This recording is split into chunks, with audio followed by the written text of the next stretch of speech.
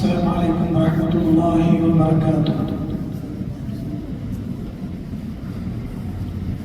الحمد لله رب العالمين، الصلاة والسلام على أشرف الأنبياء والمرسلين نبينا الحبيب محمد صلى الله عليه وسلم وعلى آله وأصحابه ومن اهتدى بهداهم إلى يوم الدين. أما بعد، فقد قال الله سبحانه وتعالى في القرآن المجيد: يا أيها الذين آمنوا اتقوا الله حق تقاته ولا تموتن إلا وأنتم مسلمون. പ്രിയപ്പെട്ട സഹോദരന്മാരെ, പ്രപഞ്ചനാഥനായ അല്ലാഹുവിന്റെ കൽപ്പന നിർദ്ദേശങ്ങൾ ജീവിതത്തിന്റെ നിഖില മേഖലകളിലും സൂക്ഷിക്കണമെന്ന് എന്നോടും നിങ്ങളോടും ഉണർത്തുകയാണ്.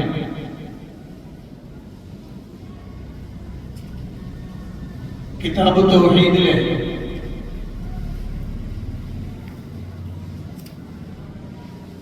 ആദ്യത്തെ അധ്യായവുമായി ബന്ധപ്പെട്ടുകൊണ്ട് അതിൽ 2-3 ആയത്തുകളാണ് നമ്മൾ കഴിഞ്ഞ ക്ലാസ്സുകളിൽ വിശദീകരിച്ചിട്ടുള്ളത്. അല്ലാഹുവിന്റെ വഹ്ദാനിയത്തിനെ ബോധ്യപ്പെടുത്തുന്ന തൗഹീദ് സ്ഥിരപ്പെടുത്തുന്ന ശിർക്ക് മഹാപാപമാണ് എന്നും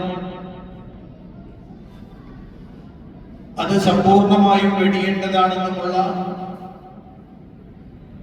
ഖുർആനിലെ ആയത്തുകളുമായി ബന്ധപ്പെട്ടുകൊണ്ടുള്ള ചർച്ചയാണ് ഇതുവരെ നടത്തിയിട്ടുള്ളത്. മറ്റൊരായത്ത്, അതിന്റെ ആദ്യ ഭാഗം നമ്മൾ കഴിഞ്ഞ ക്ലാസ്സിൽ വിശദീകരിച്ചിട്ടുണ്ട്. ആ ആയത്തുമായി ബന്ധപ്പെട്ട് 10 വസീയത്തുകളാണ് അല്ലാഹു സുബ്ഹാനഹു വ തആല നൽകിയിട്ടുള്ളത്. 6-ാം അധ്യായം സൂറ അൽ-അൻആം, അതിലെ 151, 152, 153 ആയത്തുകൾ. أعوذ بالله من الشيطان الرجيم. قل تعالوا أتل ما حرم ربكم عليكم ألا تشركوا به شيئا وبالوالدين إحسانا ولا تقتلوا أولادكم من إملاق نحن نرزقكم وإياهم ولا تقربوا الفواحش ما ظهر منها وما بطن ولا تقتلوا النفس التي حرم الله إلا بالحق ذلكم وصاكم به لعلكم تعقلون ولا تقربوا مال اليتيم إلا بالتي هي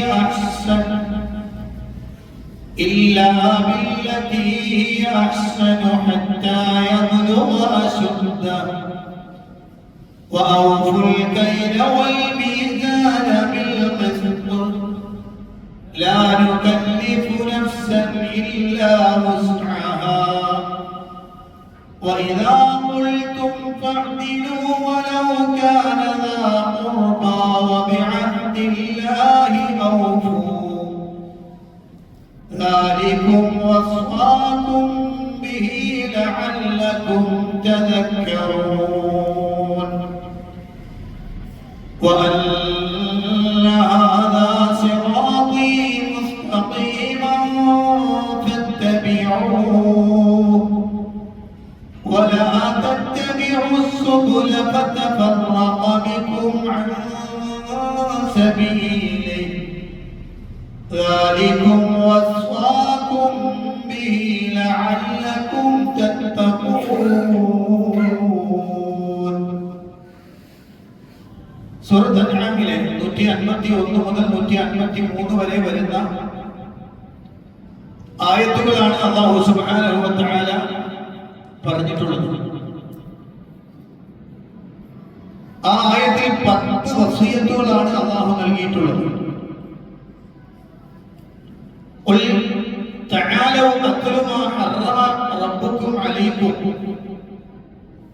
നബി പറയുക, നിങ്ങൾ വരുവിൻ, നിങ്ങളുടെ റബ്ബ് നിങ്ങൾക്ക് നിഷിദ്ധമാക്കിയത് എന്താണെന്ന് ഞാൻ നിങ്ങൾക്ക് ഓതിത്തരാം.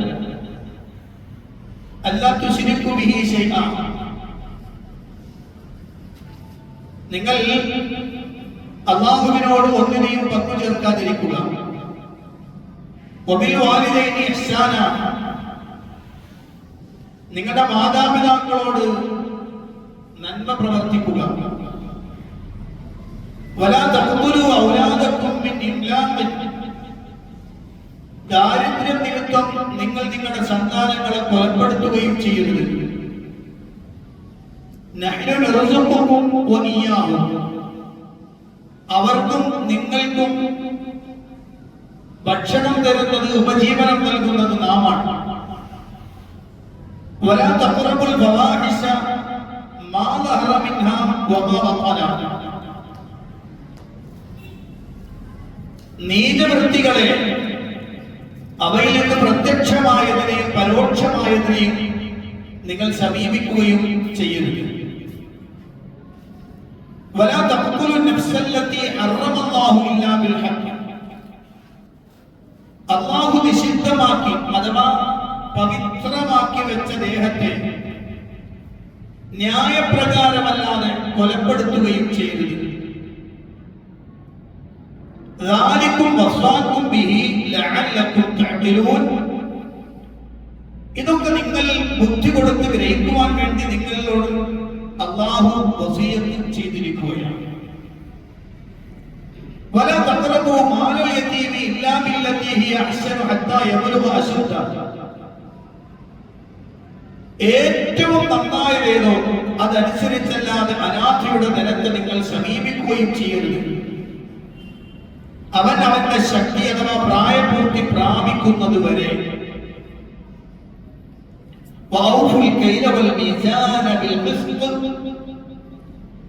അളവും തൂക്കവും നീതിമുറപ്രകാരം നിറവേറ്റി കൊടുക്കുകയും ചെയ്യുവിൻ.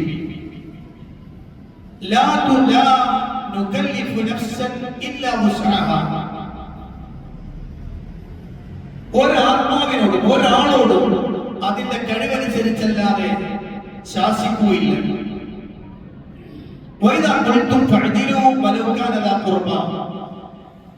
നിങ്ങൾ വല്ലതും പറഞ്ഞാൽ നിങ്ങൾ നീതി പാലിക്കുകയും ചെയ്യുക. ആരെക്കുറിച്ച് പറയുന്നുവോ അവൻ അടുത്ത ബന്ധമുള്ളവനായാലും ശരി, നിങ്ങൾ നീതിമുറ അനുസരിച്ച് സംസാരിക്കുക.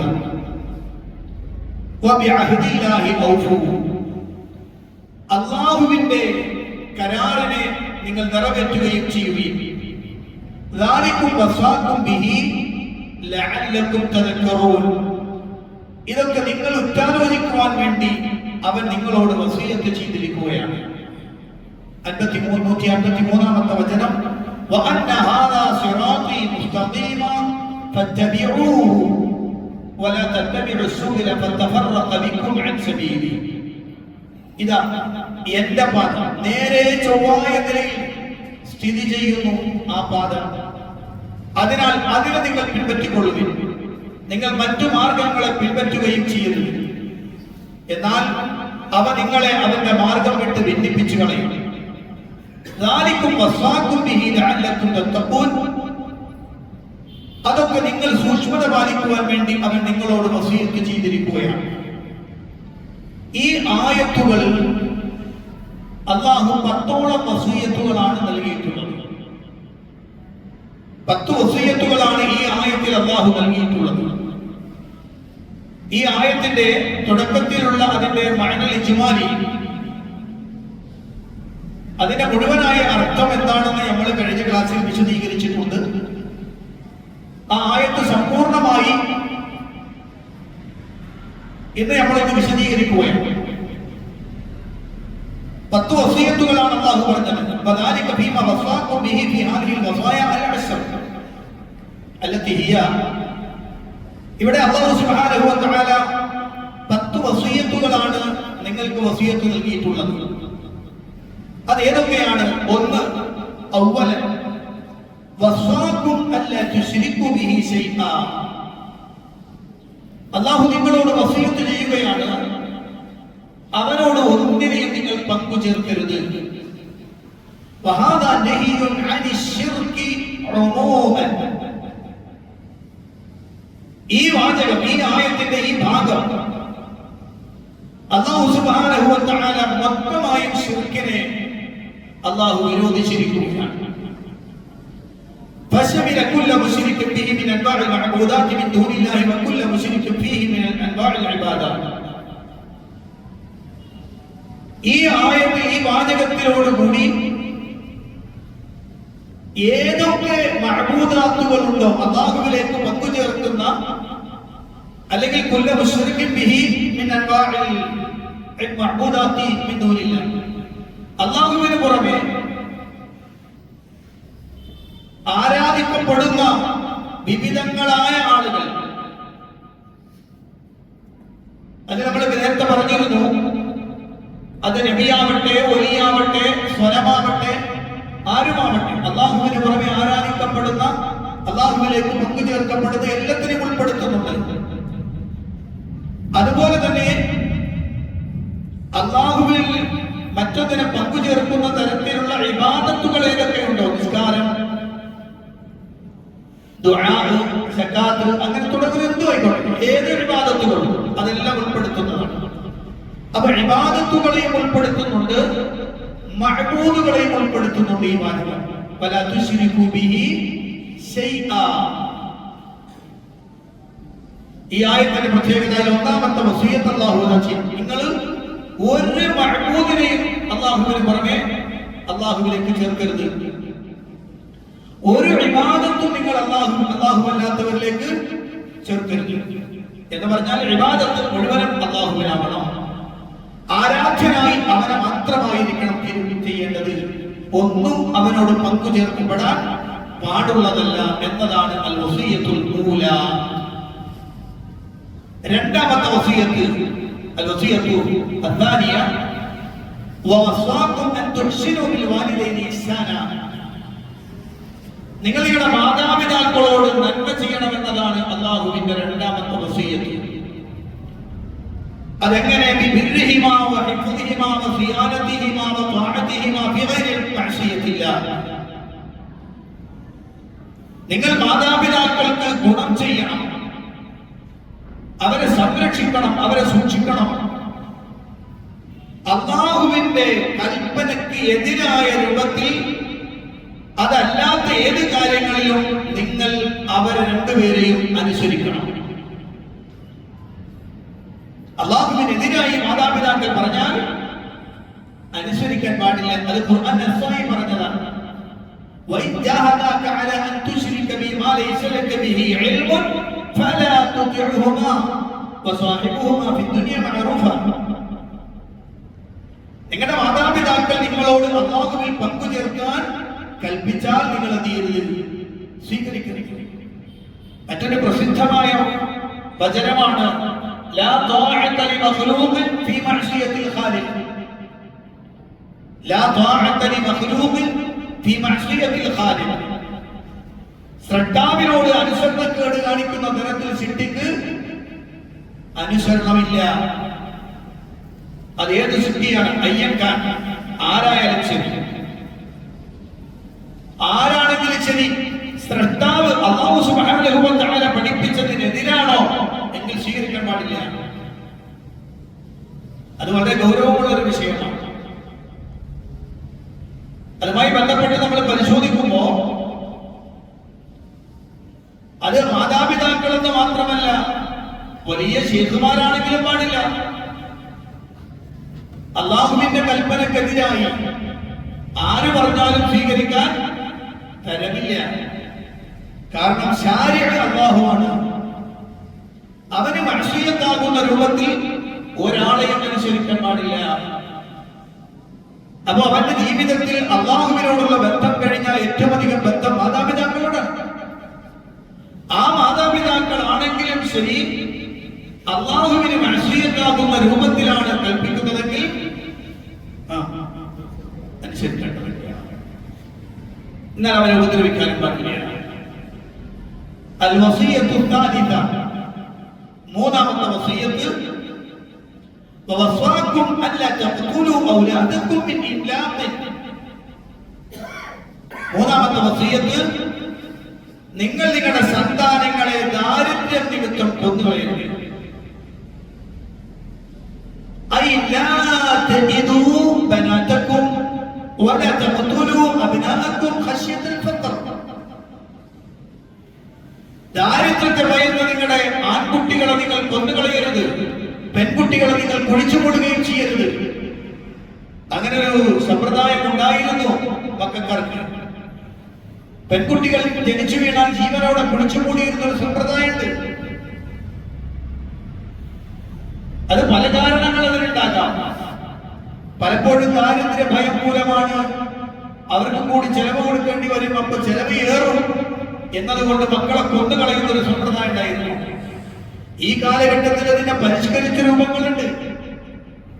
ആ പരിഷ്കരിച്ച രൂപങ്ങളിൽ ജനിച്ചതിന് ശേഷം കൊല്ലലല്ല, ഗർഭാശയത്തിന്റെ ഉള്ളിൽ വെച്ച് തന്നെ കൊന്നുകളയുന്ന ഗർഭചിത്രം എന്ന് പറയപ്പെടുന്ന അബോർഷൻ എന്ന് കോമന പേരിട്ട് വിളിക്കുന്ന കൊലപാതകം നമ്മുടെ സമൂഹത്തിൽ നടന്നുകൊണ്ടിരിക്കുന്നുണ്ട്.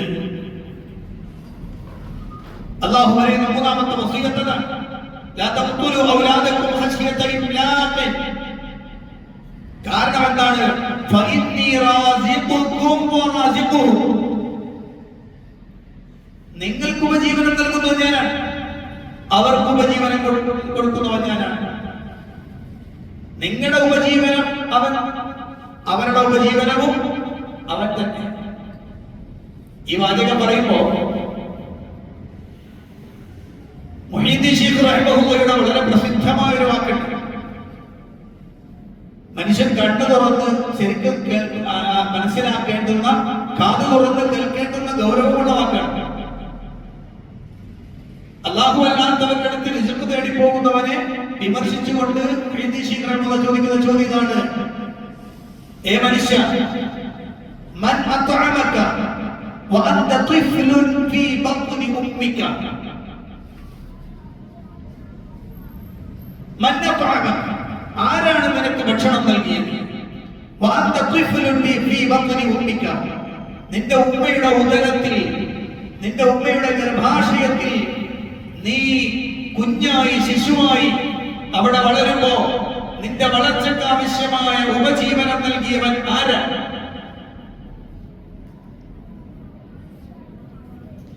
ഇപ്പൊ നിങ്ങൾക്ക് ഭൂമിയിൽ വേണ്ട ഭക്ഷണങ്ങളെല്ലാം അവൻ ഏർപ്പെടുത്തി തന്നിട്ടുണ്ട്. നിന്റെ ഉമ്മയുടെ ഉദരത്തിൽ അതിനൊരു സൗകര്യമില്ലാതിരുന്ന സമയത്തും റിസ്ക് തന്നവൻ അവനാണ്. അതുകൊണ്ട് റാസിഖ് അവനായതുകൊണ്ട് കുട്ടികളെ കൊല്ല നിൽക്കണ്ട. ഫലത്തും നിങ്ങളല്ല അവർക്ക് ഭക്ഷണം കൊടുക്കുന്നത്, നിങ്ങൾക്ക് തന്നെയും നിങ്ങളല്ല ഭക്ഷണം തരുന്നത്.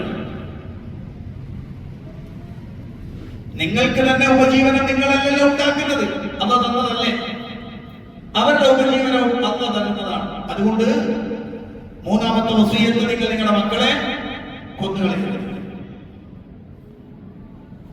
അൽ വസിയ്യത്തു റാബിഅ, നാലാമത്തെ വസിയ്യത്ത്, വവസ്വാകും അല്ലാ തഖറബുൽ ഫവാഹിശ മാ ളഹറ മിൻഹാ വമാ ബത്തൻ. നിങ്ങൾ ഒരിക്കലും മ്ലേച്ഛമായ പ്രവർത്തനത്തിലേക്ക് അടുക്കരുത്. അതിനെ പ്രത്യക്ഷമോ പരോക്ഷമോ എന്തുമാവട്ടെ, വൃത്തികേടുകളിലേക്ക് നിങ്ങൾ അടുത്തു പോകരുത്. അയൽ മആസി അല്ലാഹിറത്തു വൽ ഖഫിയ്യ, പ്രത്യക്ഷമായും ഗോപ്യമായും ചെയ്യുന്ന പാപങ്ങൾ, അതിലേക്ക് നിങ്ങൾ അടുക്കരുത്. ഒരുപക്ഷെ ചെയ്യുന്ന പാപം ആളുകൾ അറിഞ്ഞു ചെയ്യുന്നവരുണ്ട്, അറിയാതെ ചെയ്യുന്നവരുണ്ട്. രണ്ടും നിങ്ങൾ അതിലേക്ക് അടുക്കരുത്.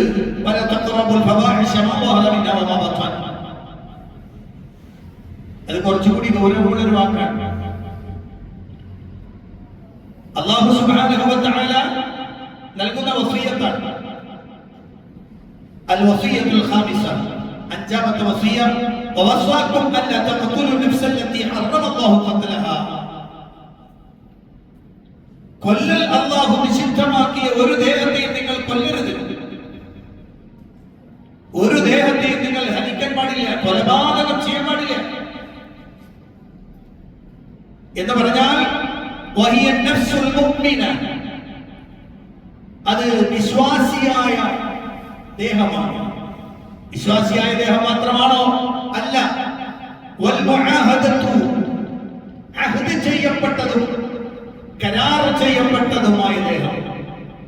ഇന്ത്യ രാജ്യത്ത് ചേർത്ത് പറയേണ്ട ഒരു വാക്കുണ്ട്, ദാറുൽ അഹദാണ് ഇന്ത്യ. ഇവിടുത്തെ ജനങ്ങൾ പരസ്പരം ഒരു മ്യൂച്വൽ അണ്ടർസ്റ്റാൻഡിംഗ് ഉണ്ട്. നമ്മുടെ ഭരണഘടന മുന്നോട്ട് വെക്കുന്ന ഒരു പ്രത്യേകത, അവിടെ ഓരോരുത്തരുടെയും അഭിമാനവും സ്വത്തിനും അവരുടെ ജീവനും പരസ്പരം സംരക്ഷണം ഒരുക്കിയിരിക്കണം. ഒരാൾ മറ്റൊരാളെ അതിക്രമിച്ച് കടക്കാൻ പാടുള്ളതല്ല. അങ്ങനെ ഇരിക്കെ ഒരു മുസ്ലിമിന് ഒരൊറ്റയാളെയും കൊല്ലാൻ പാടില്ല. ഒരൊറ്റയാളെയും കൊല്ലാൻ അവകാശമില്ല. അത് അല്ലാഹു കൃത്യമായി പറഞ്ഞു. എങ്ങനല്ലാതെ? ഇല്ലാ ബിൽ ഹഖ്, ന്യായപ്രകാരമല്ലാതെ. ഒരു ദേഹത്തെ ഒരാൾ കൊല്ലാൻ വിധിക്കണമെങ്കിൽ ആ കൊല്ലാൻ വിധിക്കപ്പെടുന്നതിനൊരു ന്യായമുണ്ട്. ഇസ്ലാം പഠിപ്പിച്ചൊരു ന്യായം എന്തൊക്കെയാണ്? അതെന്തൊക്കെയാണ്? അല്ലദീ യബീഹു ഖത്ലഹാ മിൻ ഖിസാസ്, പ്രതിക്രിയാപരമായ രൂപത്തിൽ ആ ദേഹം കൊല ചെയ്യപ്പെടേണ്ടതാണെന്ന് വിധിക്കപ്പെട്ടാൽ കൊല്ലാം. അല്ലാത്ത കാലത്തോളം അയാൾ ജീവൻ ഹനിക്കപ്പെടാൻ പാടില്ലാത്തതാണ്.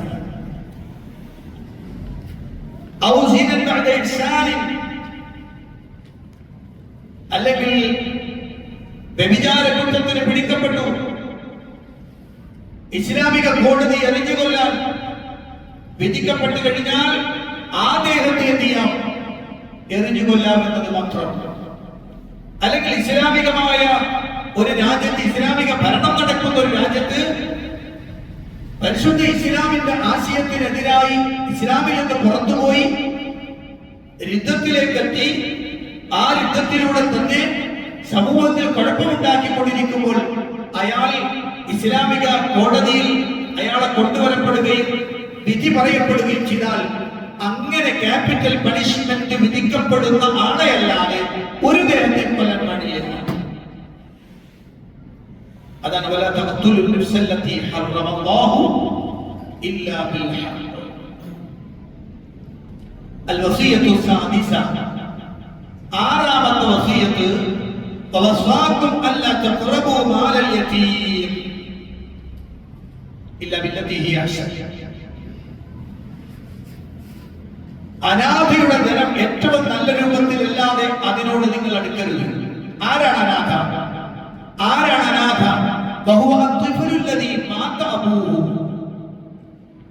പിതാവ് മരിച്ച ഒരു കുട്ടിയാണ് എന്ന് വിളിക്കുക യതീം എന്ന് പറയാം, അനാഥൻ എന്ന് പറയാം. ലാ അബലഹു, ഉപ്പല്ല എന്ന് പറഞ്ഞാൽ സംരക്ഷിക്കുന്നവനായ, ഖവാബിയത്തുള്ളവനായ ആ കുട്ടിയുടെ ഭക്ഷണം, വസ്ത്രം, മറ്റു കാര്യങ്ങളും ഏൽപ്പിക്കപ്പെട്ട ഉത്തരവാദിത്വപ്പെട്ട ആൾ മരണപ്പെടുന്നതോടുകൂടി ആ കുട്ടി നാഥനില്ലാത്ത ആളായി. അതുകൊണ്ടാണ് അതിനെന്ത് വിളിക്കുന്നത്? അനാഥൻ എന്ന് വിളിക്കുന്നത്, യതീം. ഞാൻ എന്റെ കൂട്ടത്തിൽ ഒരു രസം പറയാം. ചില ആളുകളൊക്കെ പറയുന്നുണ്ട്, ഞാനൊരു അനാഥ പെൺകുട്ടിയാണ് കെട്ടിയത്. ഒരു പെൺകുട്ടിയെ കല്യാണം കഴിക്കണമെങ്കിൽ ഇപ്പോഴത്തെ പ്രായം എത്രയാണ്? ആ പെൺകുട്ടിക്ക് 19 വയസ്സുണ്ടാവണം, അല്ലെ? 18 കഴിയണം എന്നാ നിയമം, അല്ലെ? 18 കഴിയുമ്പോ 18 വയസ്സായ ആ കുട്ടി ആരല്ല? അനാഥയല്ല, അനാഥ ത്വഫിലാണ്. പ്രായപൂർത്തിയായി കഴിയുന്നതോടുകൂടി എന്ത് ചെയ്യും? തുഫൂലത്ത് പോയി. അപ്പൊ പിന്നെ സാങ്കേതികമായി അനാഥ എന്ന് പറയാമെങ്കിലും, സംരക്ഷിക്കാൻ ആളില്ലാത്തയാൽ എന്നൊരു മട്ടിൽ പറയാമെങ്കിലും ശരിക്കുള്ള അനാഥ അല്ല. അപ്പൊ എന്തായാലും പരിശുദ്ധ ഖുർആൻ പറയുന്നത് എന്ത് ചെയ്യണം? അനാഥയായ കുട്ടി, ആ കുട്ടിയുടെ ധനം അതിനോട് നല്ല രൂപത്തിലല്ല നിങ്ങൾ എടുക്കരുത്. അതെങ്ങനെയാണ്? ഇല്ല ബില്ലതി ഹിയ അഹ്സനു മിൻ തസ്രീഫിഹി ബിമാ യഹ്ഫദുഹു. അതിനെ ക്രയവിക്രയം ചെയ്യുന്ന സമയത്ത് വളരെ സൂക്ഷ്മതയോടുകൂടി സൂക്ഷിച്ച് കൈകാര്യം ചെയ്യണം. വയുനമ്മീഹി ലഹു ഹത്താ തദ്ഫഉഹു ഇലൈഹി ഹീന യബ്ലുഗു അശുദ്ധഹു. ആ അനാഥ കുട്ടിക്ക് വേണ്ടി ആ സ്വത്ത് ഇങ്ങനെ വളർത്തിക്കൊണ്ടിരിക്കണവൻ ഏതുവരെ? അതിനെ പ്രായപൂർത്തി അല്ലെങ്കിൽ റുഷ്ദ് എത്തുമ്പോൾ ഏൽപ്പിച്ചു കൊടുക്കുന്നത് വരെ അത് നന്നാക്കി കൊണ്ടുവരണം. എന്താണ് ഈ റുഷ്ദ്? ശക്തി, കരുത്ത് എന്നൊക്കെ പറഞ്ഞാൽ എന്താണ്? ഐ അർറുഷ്ദ വസവാല സഫഹി മഅൽ ബുലൂഗ്.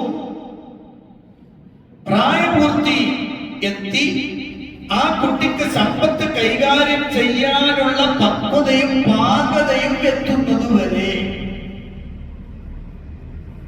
അതുവരെയാണ് അത് സംരക്ഷിക്കുന്ന ആളുടെ ഡ്യൂട്ടി. അതിന്റെ വിശദാംശങ്ങളൊക്കെ ഖുർആൻ വേറെ പറഞ്ഞിട്ടുണ്ട്. ഞാൻ അതിലേക്കൊന്നും ഇപ്പം പ്രവേശിക്കണില്ല. അത് നമ്മുടെ വിഷയവുമായി ബന്ധമില്ലാത്തത് കൊണ്ട് തന്നെ ഞാൻ അതിലെ എന്തില്ല സവിസ്തരം സംസാരിക്കാൻ ഉദ്ദേശിക്കുന്നില്ല. എന്തിനാ ഖുർആൻ ആ വിഷയത്തിൽ പറഞ്ഞത്? ആ കുട്ടിക്ക് ബുലൂഗെത്തുന്നത് വരെ, റുഷ്ദോടെ ബുലൂഗെത്തുന്നത് വരെ എന്ന് പറഞ്ഞാൽ പരിശുദ്ധ ഖുർആനിലെ ആയത്തിൽ അല്ലാഹു സൂറത്തുൽ ബഖറയിൽ പറഞ്ഞ വാക്കാണ് വലാ തൂതു സുഫഹാ അംവാലക്കും അല്ലതി ജഅല അല്ലാഹു ലക്കും ഖിയാമൻ. നിങ്ങളുടെ ജീവിതത്തിന്റെ നിലനിൽപ്പിന് ആധാരമായി അല്ലാഹു നൽകിയിട്ടുള്ള സമ്പത്ത് അത് വിഡ്ഢികൾക്ക് നിങ്ങൾ ഏൽപ്പിച്ചു കൊടുക്കരുത്. വിഡ്ഢി എന്നതുകൊണ്ട് ഉദ്ദേശിക്കുന്നത് സമ്പത്ത് കൈകാര്യം ചെയ്യാൻ അറിയാത്തവൻ എന്നാണ്. അതാണ് ഇവിടെ ഷെയ്ഖ് ഫൗസാൻ ഇതിന് വിശദീകരണം പറഞ്ഞപ്പോ അദ്ദേഹം പറഞ്ഞ വാക്ക് അതുകൊണ്ടാണ്. പ്രായപൂർത്തിയാകുന്നതോടുകൂടി ആ കുട്ടിക്ക് സമ്പത്ത് കൈകാര്യം ചെയ്യാനുള്ള അവസ്ഥ എത്തിയാൽ, അതിന്റെ ആ വിഡ്ഢിത്തം മാറിയാൽ എന്ത് ചെയ്യണം? അത് ഏൽപ്പിച്ചു കൊടുക്കണം. അതുവരെ നിങ്ങൾ അത് നന്നാക്കണം. ഇനി അൽ വസിയ്യത്തു സാബിഅ, ഏഴാമത്തെ വസിയ്യത്ത് അതെന്താണെന്ന് പറഞ്ഞത്? ഔഫുൽ കൈല വൽ മീസാന ബിൽ ഖിസ്ത് ലാ നുകല്ലിഫു നഫ്സൻ ഇല്ലാ വുസ്അഹാ. നിങ്ങളുടെ അളവിലും തൂക്കത്തെയും എന്ത് ചെയ്യണം? നീതിമുറയനുസരിച്ച് കൃത്യമാക്കണം. ഒരു നഫ്സിനോടും അതിന് കഴിയുന്നതല്ലാത്തത് നമ്മൾ എന്ത് ചെയ്യുന്നില്ല, നിർബന്ധിക്കുന്നില്ല. എന്ന് പറഞ്ഞാൽ അതിന്റെ അർത്ഥം എന്താ? അഖീമുൽ അദ്ല ഫിൽ അഖ്ദി വൽ ഇഅതാഇ ഹസ്ബ ഇസ്തിതാഅതികും. നിങ്ങൾ അളന്നു വാങ്ങുമ്പോഴും അളന്നു കൊടുക്കുമ്പോഴും, അതാണ് അഖ്ദ് ഇഅതാ എന്ന് പറഞ്ഞാൽ. നിങ്ങൾ ഇങ്ങോട്ട് എടുക്കുമ്പോഴും നിങ്ങൾ അങ്ങോട്ട് കൊടുക്കുമ്പോഴും രണ്ടിടത്തും നിങ്ങൾ എന്ത് ചെയ്യണം? നീതി നിലനിർത്തണം. ഒരുപക്ഷെ ചെറിയ രൂപത്തിലുള്ള മൈന്യൂട്ടായ വിഷയങ്ങളൊക്കെ ഉണ്ടായെന്ന് വരാം. അതുകൊണ്ടാണ് അല്ലാഹു പറഞ്ഞത് ലാ നുകല്ലിഫു നഫ്സൻ ഇല്ലാ വുസ്അഹാ. അതാണ് ശൈഖ് ഫൗസാൻ ഇതിന് വിശദീകരണം കൊടുക്കുന്നത്. ഹസിബ ഇസ്തിതാഅതികും ഹസിബ ഇസ്തിതാഅതികും. നിങ്ങൾക്ക് സാധ്യമാകുന്ന നിലയിൽ നിങ്ങൾ നീതിയോടുകൂടി മാത്രമേ ചെയ്യാൻ പാടുള്ളൂ. അപ്പൊ ഏഴാമത്തെ വസിയ്യത്ത് അതാണ്. അൽ വസിയ്യത്തു സാബിന, എട്ടാമത്തെ വസിയ്യ വഇദാ ഖുൽതും ഫഅദിലു വലൗ കാന ദാ ഖുർബ. നിങ്ങൾ എന്ത് സംസാരിക്കുന്നതാണെങ്കിലും അത് നിങ്ങളുടെ അടുത്ത കുടുംബത്തിനോടാണെങ്കിലും നീതിയോടെ സംസാരിക്കാൻ പാടുള്ളൂ. നിങ്ങൾ പറയുമ്പോൾ നീതി പാലിക്കണം. അത് ചായ പാടില്ല. നിന്റെ അടുത്ത ആളാണെന്ന് വെച്ചിട്ട് ഇങ്ങോട്ട് ചായ തരും. എവിടെയാണോ നീതി അതനുസരിച്ച് മാത്രമേ പറയാൻ പാടുള്ളൂ. എന്ന് പറഞ്ഞാൽ അല്ലാഹു പറയുന്നു അമറ ബിൽ അദ്ലി ഫിൽ ഖൗൽ അലൽ ഖരീബി വൽ ബഈദ് ബഅദ അൽ അംരി ബിൽ അദ്ലി ഫിൽ ഫിഅൽ. ആദ്യത്തിൽ അല്ലാഹു പറഞ്ഞു നിങ്ങൾ നിങ്ങളുടെ പ്രവർത്തനത്തിൽ നീതി പാലിക്കണം, അതാണ് അളവ് തൂക്കവും. ഇവിടെ അല്ലാഹു പറഞ്ഞു നിങ്ങളുടെ വാക്കിലും നിങ്ങൾ നീതി പാലിക്കണം. അത് അടുത്തവരോടായാലും ശരി, അകന്നവരോടായാലും ശരി, ആരോടാണെങ്കിലും നീതിയായിരിക്കണം നിങ്ങളിൽ ഉണ്ടാവേണ്ടത് എന്ന് അല്ലാഹു കൽപ്പിക്കുകയാണ്. അൽ വസിയത്തു താസിഅ. ഇനി 9ാമത്തെ വസിയത്ത്, വബിഅഹ്ദില്ലാഹി ഔഫൂ. അല്ലാഹുവിന്റെ കരാറുകളെ നിങ്ങൾ പാലിക്കണം എന്ന് പറഞ്ഞാൽ, അഹ്ദില്ല എന്ന് പറഞ്ഞാൽ ഐ വസിയഹു അല്ലതി വസാകും ബിഹാ. അല്ലാഹു നിങ്ങളോട് നൽകിയ വസിയത്ത് എന്താണോ അത് നിങ്ങൾ നടപ്പിലാക്കണം എന്ന് പറഞ്ഞാൽ, ഇൻഖാദൂ ലിദാലിക, അതിനെ നിങ്ങൾ കീഴടങ്ങണം. അതെങ്ങനെ? ബിഅൻ തുതീഊഹു ഫീമാ അമറ ബിഹി വനഹ അൻഹു. അല്ലാഹു കൽപ്പിച്ചതും വിരോധിച്ചതും നിങ്ങൾ അനുസരിച്ചുകൊണ്ട് നിങ്ങൾ അതിനെ കീഴടങ്ങണം. വതഅമലൂ ബികിതാബിഹി വസുന്നതി നബിയിഹി. അല്ലാഹുവിന്റെ കിതാബ് പരിശുദ്ധ ഖുർആൻ, പ്രവാചകൻ സല്ലല്ലാഹു അലൈഹി വസല്ലമയുടെ സുന്നത്ത്, ഇത് രണ്ടും അനുസരിച്ച് നിങ്ങൾ അമൽ ചെയ്യുകയും ചെയ്യുക എന്നാണ് ഇതിന്റെ അർത്ഥം. എന്തിന്റെ അർത്ഥം? വബിഅഹ്ദില്ലാഹി ഔഫൂ. അല്ലാഹുവിന്റെ കരാറ് നിങ്ങൾ പൂർത്തിയാക്കണം, പാലിക്കണം എന്ന് പറഞ്ഞാൽ അതിന്റെ അർത്ഥം നിങ്ങൾ അല്ലാഹുവിന്റെ കൽപ്പനകളും നിരോധനങ്ങളും അനുസരിക്കുക, അവന്റെ കിതാബും പ്രവാചകന്റെ ചര്യയും അനുസരിച്ച് പ്രവർത്തിക്കുക. الوصية الآخر أي الوصية العاشرة. 10ാമത്തെ وصية العاشرة، 10ാമത്തെ وصية أيضا، وأن هذا صراطي مستقيما فاتبعوه ولا تتبعوا السبل فتفرق بكم عن سبيله. إذا പറഞ്ഞാൽ الذي أوصيتكم به في هاتين الآيتين. ഈ 2 ആയത്തുകളിൽ നിങ്ങളോട് അവൻ വസിയത്ത് ചെയ്യുന്ന കാര്യം, മിൻ തർക്കിൽ മൻഹിയാത്ത്, അല്ലാഹു നിരോധിച്ചതൊക്കെ ഉപേക്ഷിക്കുക, വഅഅദമുഹാ അശ്ശിർക്ക്, അതിലേറ്റവും പ്രധാനപ്പെട്ടത് ശിർക്കാണ്. വഫിഅലിൽ വാജിബാത്ത്, നിർബന്ധമായത് നിങ്ങൾ ചെയ്യണം. വഅഅദമുഹാ അത്തൗഹീദ്, അതിലേറ്റവും പ്രധാനപ്പെട്ടത് തൗഹീദാണ്. ഹുവ അസ്സിറാത്തുൽ മുസ്തഖീം, ഇത് രണ്ടും ചേർന്നതാണെന്ന് സിറാത്തുൽ മുസ്തഖീം. മനസ്സിലായപ്പോൾ പറഞ്ഞെന്താണ്? വഅന്ന ഹാദാ സിറാത്തി മുസ്തഖീമ ഫത്തബിഊഹു വലാ തത്തബിഉ സുബുല ഫതഫറഖ ബികും അൻ സബീലിഹി എന്ന് 153ാമത്തെ ആയത്തിൽ അല്ലാഹു പറയുമ്പോൾ 151 152 പറഞ്ഞ പ്രധാനപ്പെട്ട കാര്യങ്ങൾ എന്തൊക്കെയാണ്? തർക്കുൽ മൻഹിയാത്ത്, അതുപോലെ തന്നെ ഫിഅലുൽ വാജിബാത്ത്. അല്ലാഹു നിർബന്ധമായി പറഞ്ഞ കാര്യങ്ങൾ പ്രവർത്തിക്കുക, അല്ലാഹു വിരോധിച്ചിട്ടുള്ള സംഗതികൾ ഒഴിവാക്കുക. അതിൽ ഏറ്റവും പ്രധാനപ്പെട്ടത് തൗഹീദും ശിർക്കുമാണ്. അപ്പൊ ഈ തൗഹീദും ശിർക്കും ഇതിനെ കൃത്യമായി മനസ്സിലാക്കി ജീവിതത്തിൽ കൊണ്ടുവരലാണ് എന്ത് സിറാത്തുൽ മുസ്തഖീം എന്ന് പറഞ്ഞാൽ. അതുകൊണ്ട് ഫത്തബിഊഹു വലാ തത്തബിഉ സുബുൽ, അതാണ് നിങ്ങൾ പിൻപറ്റേണ്ടത്, മറ്റു മാർഗങ്ങൾ പിൻപറ്റരുത്. മറ്റു മാർഗങ്ങൾ എന്ന് പറഞ്ഞാൽ അൽ ബിദ്അ വ ശുബ്ഹാത്ത്, ബിദ്അത്തുകൾ നിങ്ങൾ പിൻപറ്റരുത്. മതത്തിൽ പുതുതായി കടത്തിക്കൂട്ടപ്പെട്ടതൊന്നും നിങ്ങൾ എന്ത് ചെയ്യരുത്, പിൻപറ്റരുത്. അതുപോലെ തന്നെ നിങ്ങൾക്ക് സംശയാസ്പദമാക്കപ്പെടുന്നതും നിങ്ങൾ എന്ത് ചെയ്യരുത്, സ്വീകരിക്കരുത്. ഇത് ശഅബാൻ മാസമാണ്, ശഅബാൻ മാസമാണിത്. അതുകൊണ്ട് തന്നെ ശഅബാൻ മാസത്തെ കുറിച്ച് ധാരാളം രൂപത്തിൽ എന്ത് ചെയ്യുന്നുണ്ട്, ആളുകൾ തെറ്റിദ്ധരിപ്പിക്കലുണ്ട്, ധാരാളം ബിദ്അത്തുകളുണ്ട്, ശുബ്ഹാത്തുകളുണ്ട്. അതിൽ പെട്ടതാണ് ശഅബാൻ 15ന്റെ ബറാത്ത് നോമ്പ്, ബറാത്ത് രാവിന്റെ പ്രത്യേകത. ശഅബാൻ 15ന്റെ രാത്രിക്ക് വല്ല പ്രത്യേകതയുണ്ടോ? അതുമായി ബന്ധപ്പെട്ട് പരിശോധിക്കുമ്പോൾ അല്ലാഹുവിന്റെ പ്രവാചകൻ സല്ലല്ലാഹു അലൈഹി വസല്ലം അതുമായി ബന്ധപ്പെട്ട് പറഞ്ഞതിൽ നോമ്പില്ല. ശഅബാൻ 15 മാത്രമല്ല, എല്ലാ മാസവും 13, 14, 15 ശക്തതയുള്ള ദിവസങ്ങളാണ് അയ്യാമുൽ ബീദാൻ. ശഅബാൻ 15 പ്രത്യേകമായി വല്ല പ്രത്യേകമായ പോരിശ അതിന്റെ പകലിലുണ്ടോ? അതിന്റെ രാത്രിയിൽ പ്രത്യേക നിസ്കാരങ്ങളുണ്ടോ? അതിന്റെ വൈകുന്നേരങ്ങളിൽ പ്രത്യേകമായ യാസീനോത്തും ദുആയുമുണ്ടോ? നമ്മുടെ നാട്ടിലൊക്കെ കാണാം ശഅബാൻ 15 ബറാഅത്ത് നോമ്പ് എന്ന് പറയാം. ഞാനതിന് പറയുന്ന പേര് വരാത്ത നോമ്പ്. വരാത്ത നോമ്പ് എന്നല്ല, വരാത്ത നോമ്പ്.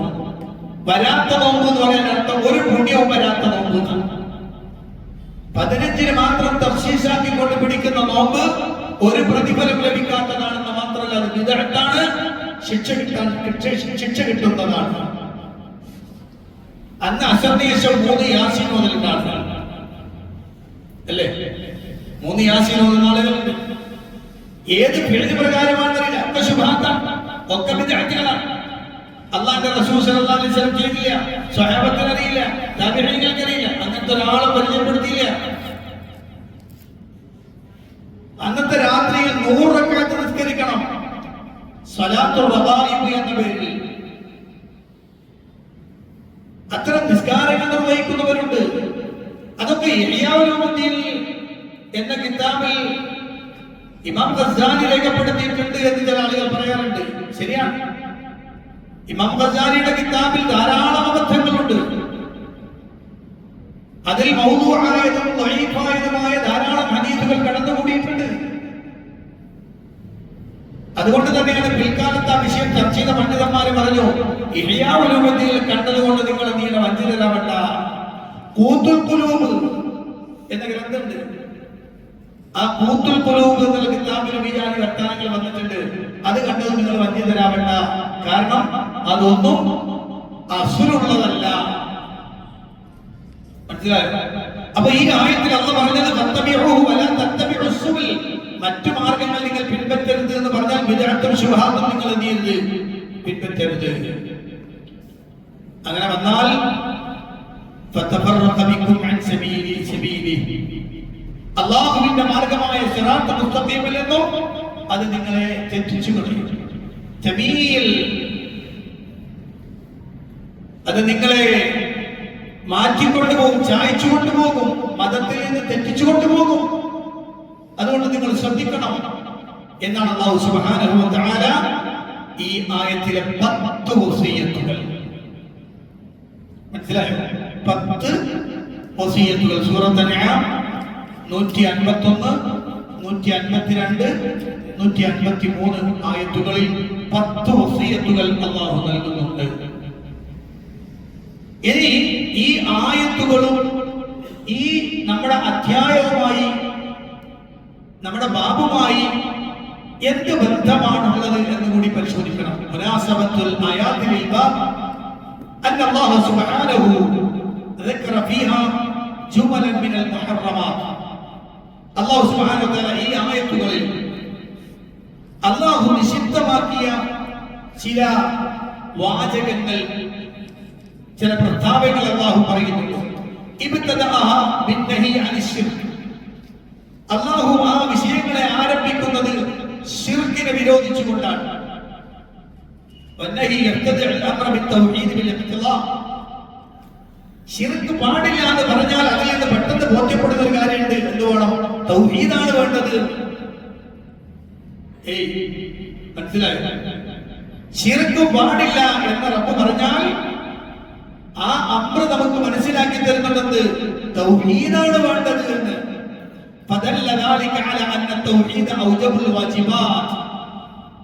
ആ വാചകത്തിൽ അറിയിക്കുന്നുണ്ട് തൗഹീദാണ് നിർബന്ധങ്ങളിൽ ഏറ്റവും പ്രധാനപ്പെട്ടത്. വഅന്ന ശിർക അഅലമുൽ മുഹറമാത്ത്. നിഷിദ്ധമാക്കപ്പെട്ടതിൽ ഏറ്റവും പ്രധാനപ്പെട്ടത് ശിർക്കാണ് എന്നും ഈ ആയത്തിൽ മനസ്സിലാക്കുന്നുണ്ട്.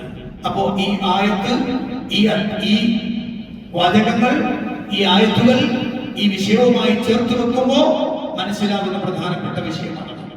ഇനി നമുക്ക് ആയത്തുകളിൽ നിന്ന് നമുക്ക് മനസ്സിലാക്കേണ്ടുന്ന പോയിന്റുകൾ എന്തൊക്കെയാണ്? ഈ 3 ആയത്തുകളിൽ നിന്ന് നമ്മൾ മനസ്സിലാക്കിയെടുക്കേണ്ടുന്ന പോയിന്റുകൾ എന്തൊക്കെയാണ്? അതിലൊന്ന് അന്ന ശിർക അഅ്ളമുൽ മുഹറമാത്ത് വഅന്ന തൗഹീദ ഔജബുൽ വാജിബാത്ത്.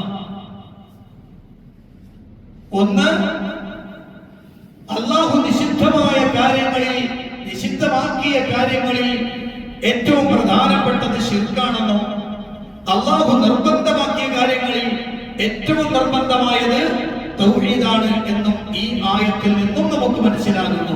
കഴിഞ്ഞ ആയത്തുകളിൽ നിന്നൊക്കെ മനസ്സിലായ വിഷയം അത് തന്നെയാണ്. ഇനി രണ്ടാമത്തത്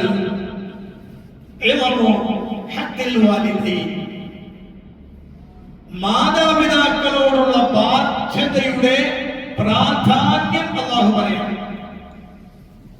മാതാപിതാക്കളോടുള്ള ബാധ്യത, അതിന്റെ പ്രാധാന്യം എന്താണെന്ന് അല്ലാഹു പറയുന്ന രണ്ടാമത്തെ കാര്യം. മൂന്നാമത്തെ കാര്യം തഹ്രീമു ഖത്ലിൻ നഫ്സി ബിഗൈരി ഹഖ്ഖിൻ. ന്യായം കൂടാതെ ഒരു ദേഹത്തെയും കൊല്ലാൻ പാടില്ല, അത് ഹറാമാണ്. ലാ സിയ്യമൻ ഇദാ കാന മഖ്തൂലു മിൻ ദബിൽ ഖുർബാ. പ്രത്യേകിച്ചും കൊല ചെയ്യപ്പെടുന്നവൻ തൊട്ടടുത്ത കുടുംബക്കാരനാണെങ്കിൽ അതിന്റെ ഗൗരവം ഒന്നുകൂടി വർദ്ധിക്കും. ഈ കാലഘട്ടത്തിൽ ഇതൊക്കെ വലിയ ഗൗരവമുള്ള വർത്തമാനങ്ങളാണ്. മനസ്സിലായോ? ചെറിയ കാര്യങ്ങൾക്ക് വേണ്ടിയാണ് അടുത്ത കുടുംബത്തെ, വാപ്പയെ കൊല്ലുന്നു, ഉമ്മയെ കൊല്ലുന്നു. നൊന്ത് പ്രസവിച്ച ഉമ്മയെ ഏതൊരു മാരടത്തിൽ നിന്നാണോ താൻ അമ്മിഞ്ഞപ്പാൽ നുകർന്നു കുടിച്ചത്, ഏത് വിരൽ തൂങ്ങിയാണോ താൻ നടക്കാൻ തുടങ്ങിയത്, ഏത് കയ്യിൽ നിന്നാണോ ഭക്ഷണത്തിന്റെ ആദ്യത്തെ ഭാഗങ്ങൾ നമ്മുടെ വായിലേക്ക് ചേർത്ത് വെച്ചത്, ഏത് കയ്യിൽ താരാട്ടുപാട്ട് കേട്ടിട്ടാണോ നാം ഉറങ്ങിയത്, ഏത് മാരടത്തിൽ നിന്നാണോ നമ്മുടെ ശരീരത്തിന് ചൂട് പകർന്നത്, ഏത് കൈകളാണോ താലോലിക്കുകയും നമ്മളെ തലോടുകയും ചെയ്തത്, ആ മാതാവിനെ യാതൊരുവിധ സങ്കോചവുമില്ലാതെ കൊന്നുകളയാൻ പ്രാപ്തമായ രൂപത്തിലേക്ക് മനുഷ്യന്റെ മനസ്സ് ദുഷിച്ചുകൊണ്ടിരിക്കുന്ന ഈ കാലഘട്ടത്തിൽ ഗൗരവമുള്ള വാക്കാണ്, ഗൗരവമുള്ള വാക്കാണ്. ഒരകന്നയാളെ കൊല്ലുന്നതിനേക്കാളും ഗൗരവമാണ് അടുത്തയാൾ. രണ്ടും പാടില്ലാത്തതാണ്, പക്ഷെ ഒന്നൊന്നിനേക്കാൾ ഗൗരവം കൂടുതലാണ് എന്നാണ്. ഇനി നാലാമത്തത് തഹ്രീമു അക്ലി മാലിൽ യതീം.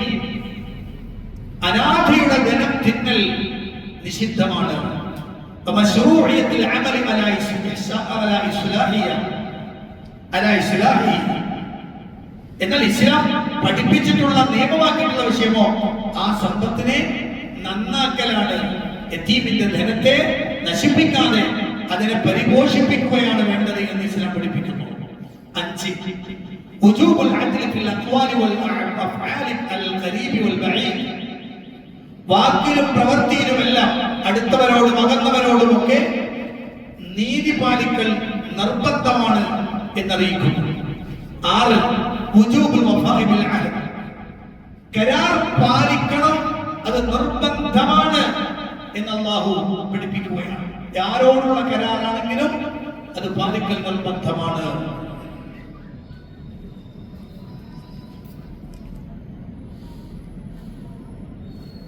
ആരോടുള്ള കരാറാണെങ്കിലും അതിന്റെ കൂട്ടത്തിൽ ഒരു ചെറിയ വാക്കുകൂടി പറഞ്ഞു പോകേണ്ടതുണ്ട്. ചില മാതാക്കൾ മക്കൾക്ക് ചില കരാറുകൾ കൊടുക്കും. കരാറുകൾ എന്ന് പറഞ്ഞാൽ എഴുതി ഒപ്പിടുന്നത് മാത്രമല്ല കേട്ടോ, വാക്കുകൾ കൊടുക്കുന്ന കരാറും നീங்க വാ, നിനക്ക് തരാട്ടോ. ഉപ്പാന്റെ കുട്ടി ഇത് തിന്നാണെങ്കിൽ ഉപ്പാന്റെ കുട്ടിക്ക് ഇത് വാങ്ങിത്തരാട്ടോ. ഉമ്മാന്റെ കുട്ടി പറഞ്ഞനുസരിക്കാണെങ്കിൽ വാങ്ങിത്തരാട്ടോ എന്നൊരു വാപ്പയോ ഉമ്മയോ കുട്ടിക്ക് കൊടുക്കുന്നത് കരാറാണ്.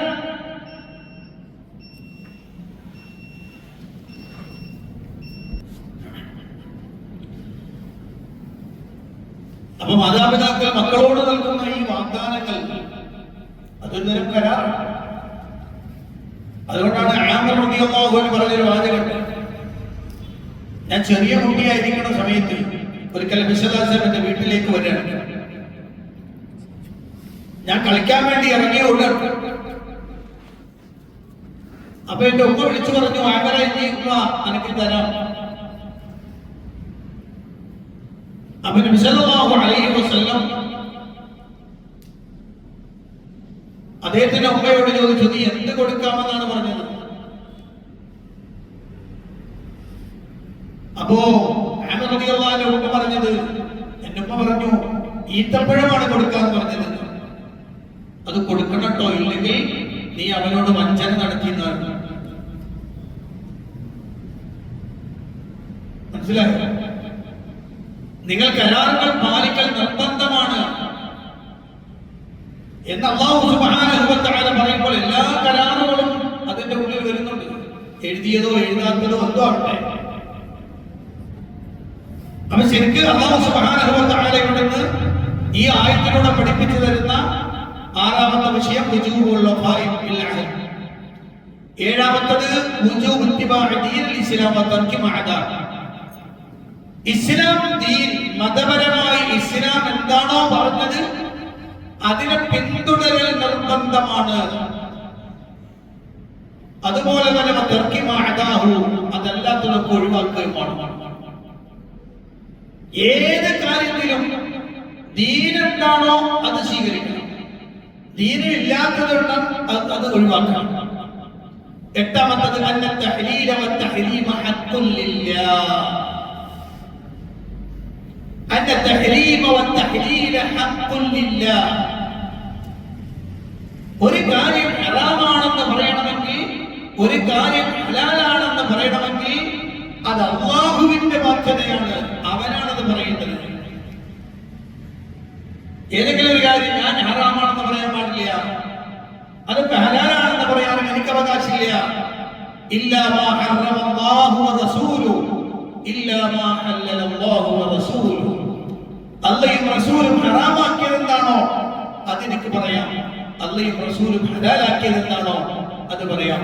ഞാൻ എന്റെ വകയായ ഒരു കാര്യം ഹറാമാണെന്നോ ഹലാലാണെന്നോ പറയാൻ അവകാശമില്ല. കാരണം അത് ശാരിഅത്തിന്റെ ബാധ്യതയാണ്. ശാരിഅ അല്ലാഹുവാണ്. അല്ലാഹുവിന്റെ ശറഅ നമുക്ക് പഠിപ്പിച്ചെന്നത് നബി സല്ലല്ലാഹു അലൈഹി വസല്ലമയാണ്. അതല്ലാത്തതൊന്നും പറയാൻ നമുക്ക് അവകാശമില്ല. മനസ്സിലായി? ഇനി ഈ ആയത്തിൽ നിന്നൊരു കാര്യം കൂടി നമുക്ക് ചർച്ച ചെയ്താൽ അവസാനിപ്പിക്കും. അതെന്താ? ഈ ആയത്തിൽ 3 ആയത്തുകളാണ് അല്ലെ? 3 ആയത്തുകളാണ്. ഈ 3 ആയത്തുകളെയും അല്ലാഹു അവസാനിപ്പിക്കുന്നത് ദാലികും വസ്സാഖും ബിഹി, ദാലികും വസ്സാഖും ബിഹി, അങ്ങനെ പറഞ്ഞുകൊണ്ടാണ് ചെയ്യുന്നത്. അല്ലാഹു ഈ ആയത്ത് 3 അവസാനിപ്പിക്കുന്നത്. അതിൽ ചില പ്രത്യേകതകളുണ്ട് എന്നാണ്. ആ പ്രത്യേകത പഠിപ്പിക്കാൻ വേണ്ടി മഹാനായ മുഹമ്മദ് അബ്ദുൽ വഹാബ് റഹിമഹുല്ലാഹ് ഈ ആയത്ത് പറഞ്ഞതിന് ശേഷം കൊണ്ടുവരുന്ന ഒരു ഹദീസ് നമുക്ക് കാണാം. ഇമാം തിർമിദി അദ്ദേഹം റിപ്പോർട്ട് ചെയ്തത്, തബറാനി റിപ്പോർട്ട് ചെയ്തത്, തബറാനി തന്റെ മുഅ്ജമുൽ ഔസത്തിലും അവരൊക്കെ കൊണ്ടുവന്നൊരു ഹദീസാണ്. ആ ഹദീസ് എന്താണ്? قال ابن مسعود رضي الله عنه، ابن مسعود رضي الله عنه പറഞ്ഞു, من أراد أن ينظر إلى وصية محمد صلى الله عليه وسلم التي عليها خاتمه أو خاتمه فليقرأ قوله تعالى. ആർക്കെങ്കിലും അല്ലാഹുവിന്റെ റസൂൽ സല്ലല്ലാഹു അലൈഹി വസല്ലം അവിടുന്ന് പറഞ്ഞ വസിയത്ത് കാണണമെങ്കിൽ, ആർക്കെങ്കിലും നോക്കാൻ ഉദ്ദേശിക്കുന്നുവെങ്കിൽ, കാണാൻ ഉദ്ദേശിക്കുന്നുവെങ്കിൽ ആ വസിയത്തിന്റെ മേലാണ് അത് പൂർത്തീകരിച്ചിട്ടുള്ളത്. ആ വസിയത്ത് പൂർത്തീകരിക്കപ്പെട്ട വസിയത്ത് പറഞ്ഞുകൊണ്ട് പൂർത്തീകരിക്കപ്പെട്ട റസൂലുള്ളാഹിന്റെ വസിയത്ത് ആർക്കെങ്കിലും കാണണമെങ്കിൽ ഫലിയഖറഉ ഖൗലഹു തആല, അല്ലാഹുവിന്റെ വാക്കവൻ ഓതിക്കൊള്ളട്ടെ. ഏത്? ഖുൽ തആലൂ അത്ലു മാ ഹറമ റബ്ബുക്കും അലൈക്കും ഇലാ ഖൗലിഹി തആല വഅന്ന ഹാദാ സിറാത്തി മുസ്തഖീമ ഫത്തബിഊഹു എന്ന് തുടങ്ങുന്ന സൂറത്ത് അൻആമിലെ 151 മുതൽ 53 വരെ വരുന്ന ആയത്തുകൾ ശ്രദ്ധിക്കണം. ഇത് 3 അല്ലാഹുവിന്റെ ആയത്തുകൾ, അല്ലാഹുവിന്റെ കലാമാണ്, അല്ലാഹുവിന്റെ കലാമാണ്.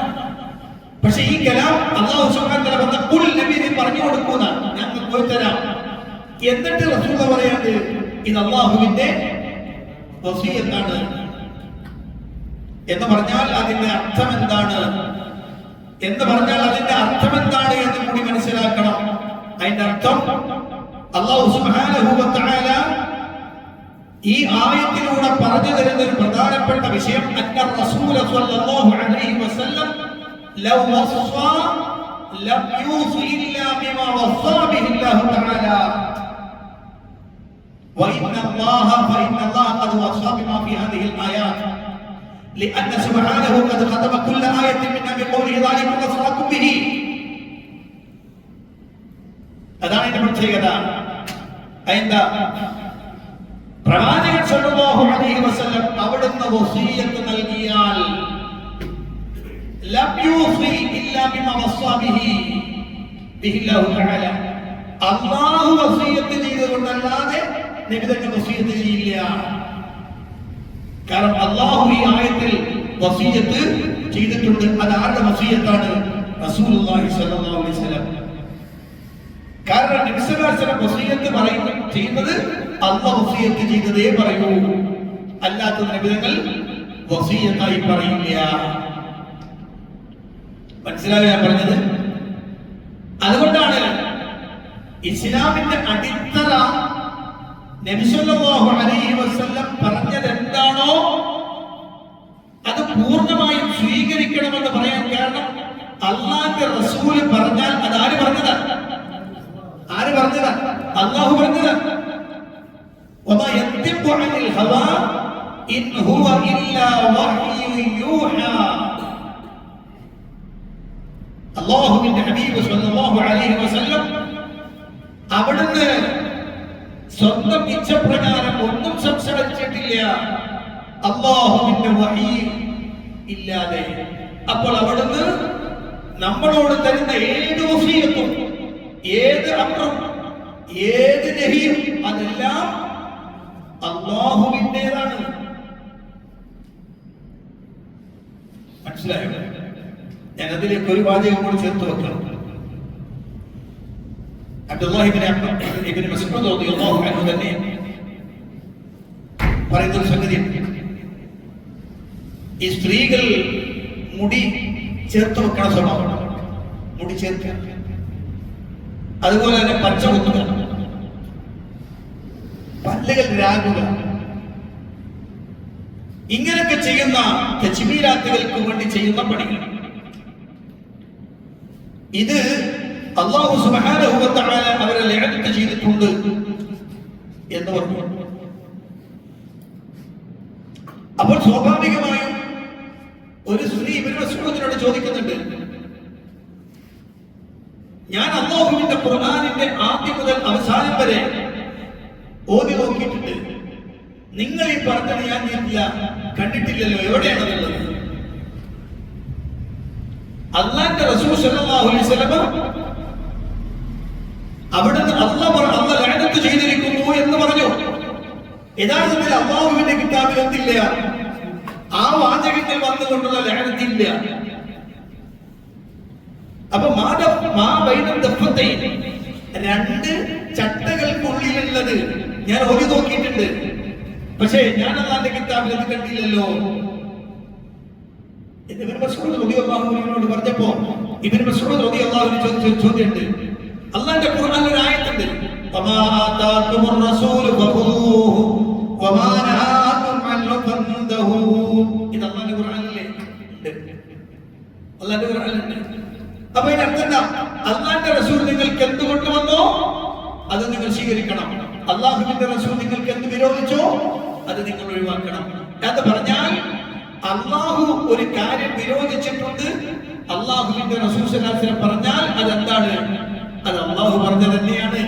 അതിന് കിതാബിൽ കാണുന്നില്ല എന്ന് പറഞ്ഞാൽ ഖുർആനിൽ ഉണ്ടാവണമെന്നില്ല, പ്രവാചക വചനത്തിൽ ഉണ്ടായാൽ തന്നെ മതിയായതാണ്. മനസ്സിലായോ പറഞ്ഞത്? അപ്പൊ ഈ ഹദീസ് ഈ അസറും വിശദീകരിച്ച് പണ്ഡിതന്മാർ രേഖപ്പെടുത്തുന്നുണ്ട്. ഈ ഹദീസിനെ ഈ അസറിനെ കുറിച്ച് ചർച്ച ചെയ്തുകൊണ്ട് ശൈഖ് ഫൗസാൻ പറഞ്ഞ അവസാനിപ്പിക്കുന്ന വാക്കുകൂടി ഞാൻ പെട്ടെന്ന് പറയാം. عمق علم الصحابة ودقة فهمهم لكتاب الله. സ്വഹാബത്ത് റളിയല്ലാഹു അൻഹുവിന്റെ അവരുടെ അറിവിന്റെ ആഴവും അല്ലാഹുവിന്റെ കിതാബിനെ കുറിച്ച് അവർ മനസ്സിലാക്കുന്നതിന്റെ ഏറ്റവും മൈന്യൂട്ടായ വിഷയങ്ങളെയും ഈ വാചകം നമ്മളെ പഠിപ്പിച്ചു തരുന്നുണ്ട് എന്ന് ഷെയ്ഖ് ഫൗസാൻ ഇതിന് വിശദീകരണമായി പറഞ്ഞത് കാണാൻ കഴിയും. അപ്പോ ഈ ആയത്ത് നമ്മൾ പറഞ്ഞ സൂറത്ത് അൻആമിലെ 151, 52, 53 ആയത്തുകൾ കിതാബ് തൗഹീദിൽ മഹാനായ മുഹമ്മദ് അബ്ദുൽ വഹാബ് റഹിമഹുല്ലാഹ് കൊണ്ടുവരുന്നത് എന്തിനാണ് എന്നും അതിനെ തുടർന്ന് ഇബ്നു മസ്ഊദ് റളിയല്ലാഹു അൻഹുവിന്റെ അഥർ കൊണ്ടുവന്ന് അദ്ദേഹം അതിനെ സ്ഥിരപ്പെടുത്തുന്നത് അല്ലാഹുവിന്റെ വസിയ്യത്തിന്റെ ഗൗരവതരമായ വിഷയത്തെ നമുക്ക് ബോധ്യപ്പെടുത്താനാണ്.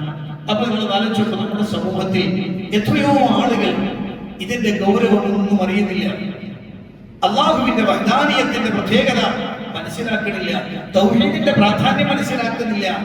ചില ആളുകളൊക്കെ പറഞ്ഞു കളയും, എന്ത് നിങ്ങൾ പറയുന്നത് ഇവരൊക്കെ ശിർക്കിലാണെന്നാണോ?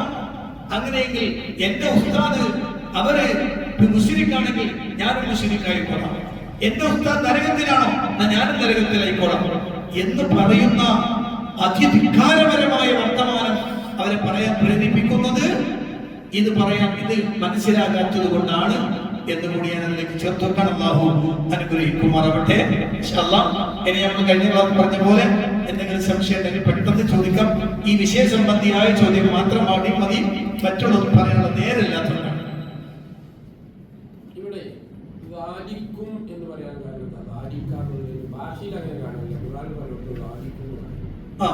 അത് നേരത്തെ പറഞ്ഞ വിഷയത്തെ ചേർത്ത് വെച്ചുകൊണ്ട് പറയുന്നതാണ് വാദിക്കും.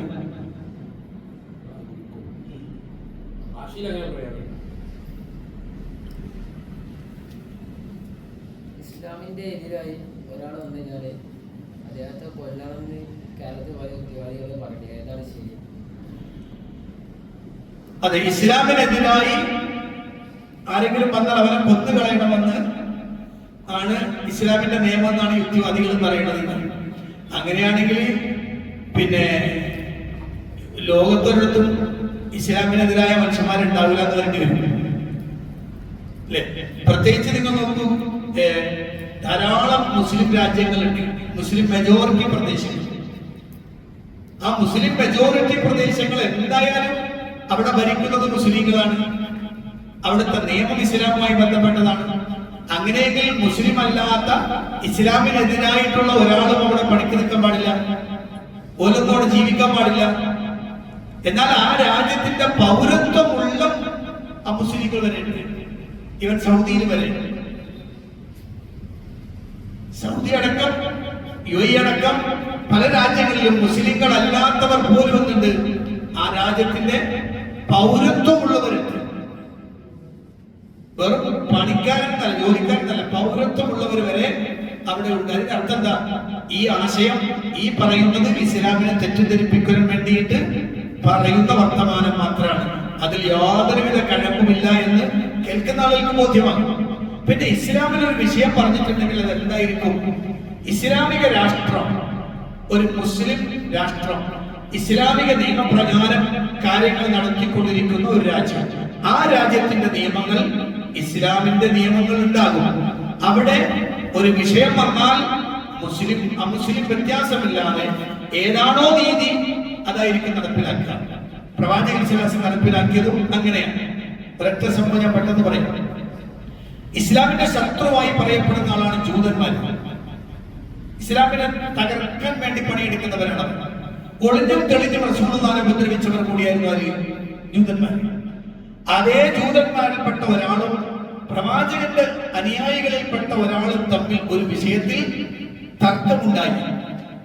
അങ്ങനെ വിധി അന്വേഷിച്ച് പ്രവാചകന്റെ മുന്നിൽ വന്നു. അപ്പൊ നബി സല്ലല്ലാഹു അലൈഹി വസല്ലം ഈ പറഞ്ഞ പ്രകാരമാണെങ്കിൽ ആർക്ക് അനുകൂലമായി വിധിക്കണം? ഉറപ്പ് മുസ്ലിം ആൾക്ക് വേണ്ടി വിധിക്കണം.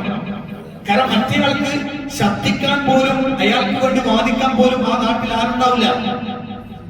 അന്ന് റസൂലുള്ളാഹി സ്വല്ലല്ലാഹു അലൈഹി വസല്ലം വിധി നടത്തിയത് നീതി നോക്കി, സത്യം നോക്കി, ധർമ്മം നോക്കി, ഭാഗം കൃത്യമായി ജൂതന്റെ അടുത്താണെന്ന് മനസ്സിലായപ്പോ ജൂതൻ അനുകൂലമായിട്ടാണ് വിധി പറഞ്ഞത്.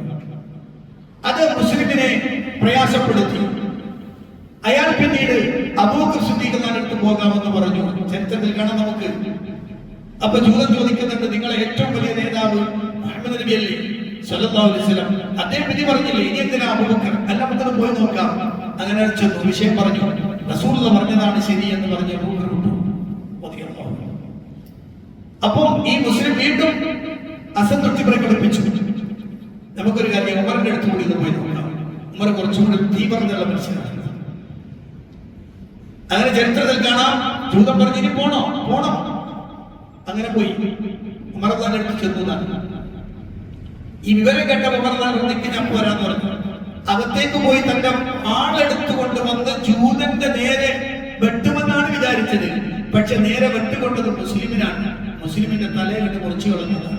കാരണം അള്ളാഹുവിന്റെ റസൂൽ വിധി പറഞ്ഞതിനെ ചോദ്യം ചെയ്തുകൊണ്ട് അബൂബക്കറിന്റെ അടുത്തും എന്റെ അടുത്തും വന്ന നീ ഇനി ജീവിക്കേണ്ടതില്ല എന്ന് തീരുമാനിച്ചു എന്നാണ് ചരിത്രത്തിൽ കാണുന്നത്. മനസ്സിലായി? അപ്പോ ഇവിടെ തല വെട്ടിയതാണെന്നതാണ് മുസ്ലിമിന്റെതല്ല.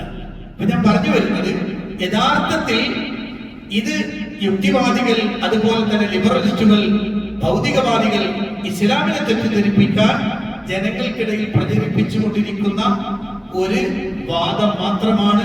അതിൽ ഇസ്ലാമിന്റെ വിഷയത്തിൽ അതിന് നേരെ എതിരാണ് ഇസ്ലാമിക നിയമം എന്നത് കൂടി മനസ്സിലാക്കണം.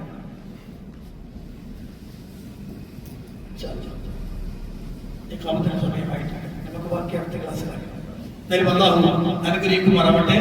കാര്യങ്ങളെ നമ്മുടെ കിതാബ് തൗഹീദ് വലിയ ഗൗരവമുള്ളതാണ്. വീണ്ടും കൊണ്ട് പറയാം, അത് പഠിക്കണം, മനസ്സിലാക്കണം. ഇൻഷാ അല്ലാഹ് ഇത് ആളുകളിലേക്ക് എത്തിച്ചു കൊടുക്കാനുള്ള ദൗത്യം കൂടി നമ്മൾ ഏറ്റെടുക്കണം എന്ന് കൂടി ഉണർത്തുന്നു. അള്ളാഹു അനുഗ്രഹിക്കുമാറാവട്ടെ.